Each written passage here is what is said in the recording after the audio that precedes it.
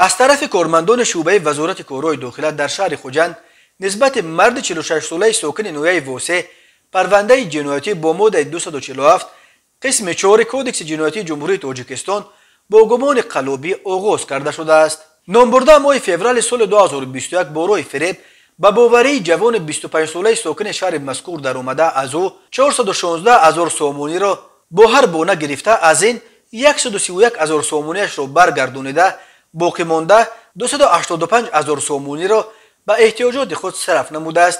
نسبت به این حادثه تفتیشات ادامه دارد. به شعبه وزارت کارهای داخلی یکی در نویه فردوسی با عریضه زن 37 ساله ساکن پایتخت مراجعت نموده است که شب 10 ایون سال 2021 تخمینا ساعت 00:30 دقیقه شخصان نامعلوم با راه پنهانی به خانه استقامتیش در آمده، از آنجا یک عدد تلفن موبیلی تمغه سامسونگ 8,000 سومونی، جواهرات گوناگون طلایی و نقرگی را دزدیده از جای حادثه غیب زدند. ضرری رسانیده شده 20,720 سومونی را تشکیل می‌دهد. هنگام گذرانیدن چاره‌بینی‌های اپراتیوی جستجویی از جانب کارمندان میلیسیا، جوان 18 ساله ساکن شهر دوشنبه همچون گمانبر در صادر نمودن جنایت دزدی دستگیر کرده شد.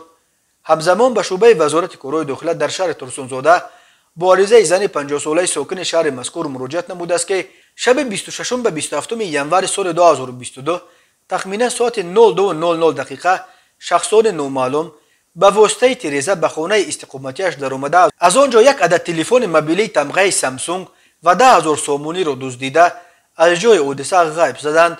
ضرری رسانیده شده 12,000 سومونی را تشکیل می‌دهد. هنگام گذرانیدن چاره‌بینی‌های اپراتیوی جستجویی از جانب کارمندان میلیسیا، جوان 16 ساله ساکن امین شهر همچون گمانبر جنایت ذکر گردیده دستگیر کرده شد. اوید به این حالت تفتیشات ادامه دارد.